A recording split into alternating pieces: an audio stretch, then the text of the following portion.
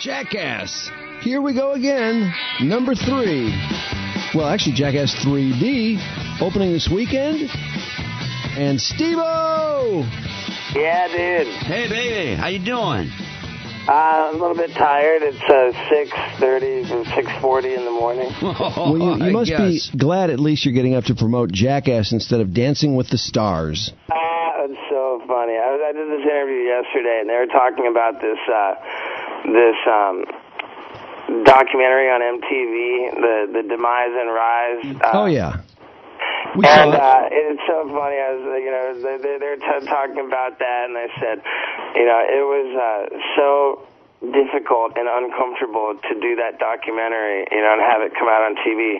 Of course, not as difficult and uncomfortable as Dancing with the Stars. Had you do that over again? It was amazing that you even went on that show. That was incredible. I mean, what was that like from your perspective, Dancing with the Stars? It was so stressful, man. Like, it was just, it was so much to deal with, and so early in sobriety, and it was really like, it was super stressful. I did not dig it.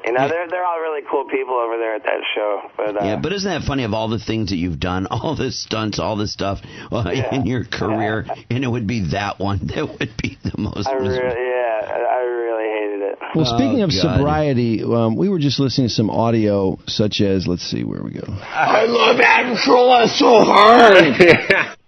You, of course, must have some memory of the Adam Carolla experience. How hammered were you, and what's it like to hear that now? It's no big deal. That one... no big deal, of course. It's not too big of a deal. Like, I remember... I actually, they asked me to come on that show, and they wanted me to suggest a stunt, and I told them, here's my stunt. I'm gonna get as drunk as possible, and then we'll breathalyze me when I come out on the show, and I just woke up drinking. I drank so. That was all I'd done was just drink, and. What was your blood alcohol level? Did you ever get it? Well, yeah, I blew into a breathalyzer, and the breathalyzer was just incessantly beeping in the green room. I had blown into it and essentially broken it. Just you breathing in the green room was enough to destroy the breathalyzer. Yeah, and I don't know. I had completely blacked out. Over an hour before they even began taping. Oh, my God. And I didn't have another memory until I woke up in my bed at home covered in blood like a half an hour before the show aired on television. Covered in blood? What happened? Do you know? Yeah, it was from when I kicked through that glass table. Oh, yeah. That's right. Yeah. Hey, do you feel... Is it almost like you have to prove to the Jackass people now that, hey, I can still do this crazy stuff and have these great ideas clean and sober? Or is there something there? Absolutely. And I don't know if it was to prove to them, but certainly it was. But mostly to prove to myself and the world at large that sobriety hasn't made me into a sissy. Yeah, because I would think that once a person gives up all the alcohol, you'd sit there and people would suggest stunts. You'd think of things, and you go, "Oh, no way, absolutely not! A person, you could get killed trying to do that. What do you? Absolutely not." In one sense, you see me in this movie, really dreading everything more than ever. Yeah. Well, you are getting a little older, too. And about your pain tolerance, too, Yeah, at the same time, though, it was so much more important to me than ever to so much more eager to be involved at the same time. So God, I don't know how you made it through that, man. I mean, you see people rehabbing over and over and over again, and you were up against so much. I mean, congratulations for making it through. Well, yeah, thanks, man. I stayed in rehab for 6 full months. Yeah. And then after that, I lived in the sober living halfway house. Right. For another year and a half after that, so I stayed in the institution scene until I had 2 years of sobriety, and that was I don't know. That was super helpful for me. Is there anything that just blows your mind looking back on it? Like, I can't believe I did, in terms of one particular night or one weekend? Or is it all just run together? Yeah, I wasn't sure. I was on the radio with Dr. Drew and Mike over at Loveline last night, and I was telling them, how I think what makes me an addict maybe is that what I miss the most is psychosis. I miss all the hallucinations and the voices and Jesus. It's all like.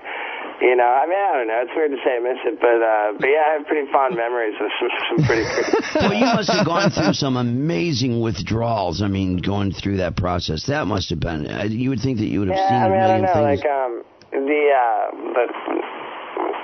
Well, it wasn't like opiates, I never did heroin. Yeah, when you're a multi-substance guy too, you weren't really focused on one thing that you just abused ad nauseum. You were using a lot of different things, probably. Yeah. So you didn't... Pills, ketamine, coke, everything. Steve-O and Jackass 3D opening this weekend, and I just know I'm very confident this will be. That's one thing. Your sequels have not let people down in the least. Yeah. What kind of stuff are you doing in this one, Steve-O? There's we just did a press junket Thursday, Friday, Friday, Saturday, Sunday, and it was just like this endless procession of DJs and reporters and interviewers, and everyone had already seen it. We had media screenings each night before their day, for these people, and every single one of them said that they said, "Man, this is the best movie yet." Is that I guess right? It's not in our nature to take steps backwards. Yeah, really, I guess the gauge of whether or not what we're doing is working is whether we're all laughing. Like when we're on the set. And, certainly there's an increasing tolerance for us to what makes us laugh. Yeah, how do you top exactly. yourself when you've gone? It looks like you guys are using a surface-to-air missile or something, where you're in Jackass 2 riding that bicycle off the pier, and then that thing. Right. What is that? The thing that makes you go so fast? Yeah, I don't know. I guess it's some CO2 rocket or something. Oh, it's so cool the way that bike just takes off the little jump. Yeah. But I'm just thinking, how do you top yourself for Jackass 3D? What kind of stuff can you possibly do? What really took it to the next level was the technology at our disposal. We started playing around with this Phantom camera that shoots 1,000 frames per second, and we had custom built for us the world's first 3D Phantom camera. And it's weird. You wouldn't think that would make that much of a difference, but when when you've got slow motion footage shooting 1,000 frames per second, we reveal so much that the naked eye just would never see when a human body's traumatized. You know? I'm envisioning in 3D, we end up having feces and God knows what else coming at us in 3D. Yeah, that's what I like to say. I like to say James Cameron can suck our penises. Hey, how about that jet ski through the bushes there? Somebody takes a jet ski up a launch. Yeah, that was pretty gnarly. There's nothing cushy to land on for Knoxville. Oh, wow. But the thing about James Cameron sucking our penises, we've got enough penises flying out of the screen, everybody can suck them, no problem.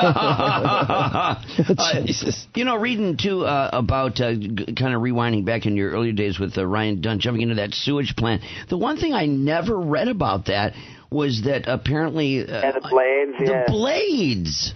My God! These rotating blades were just under his feet, and you guys had no idea? Yeah, we had no idea. Yeah, I'm pretty sure that with Jackass, I don't know, man. We certainly have like some kind of network of angels that are looking out for us. You're not kidding. Yeah, has I don't know why anyone you guys lost... haven't died from infections or injuries and all of it, or been. So remember Beavis and Butthead? My God, just because they used to say fire, fire, they changed when they aired. I'm surprised you guys haven't had all these people going. Not because you did that. My kid tried it and is all hurt. Right. And, I know. I'm sure that happens. But has anyone lost a testicle? Sure, yeah. Dave England only has one testicle. Okay, because there's so many of these that look like just major ruptures. Yeah. By the way, I know we're running out of time here. The outhouse, that looks like quite a stunt there. What is pulling the outhouse up? It's attached to a crane and... Yeah, there's bungee cords on a huge crane. Nobody's going to be ready for what happens at the apex of that flight. You know, like, it's so crazy, man. Like, Knoxville said it best. He said, thank God I had my mouth wide open, or else all that poo might have hit me in the face. I love the Maxell commercial reenactment. It looks like Jackass 3D will be very entertaining. Can't wait to see it, Steve-O. Yeah, it's definitely the best value you're going to get for your money at the movie theater. Thank you for your time, and keep up the good work. Hey, thank you, guys. You're welcome. All right, man. We'll see ya. Don't get all excited, dude. 3D's gay. Uh-oh, Anderson Cooper's going to be angry. Yeah, see that? Oh, you like 3D? Well, here's a burrito coming right at you.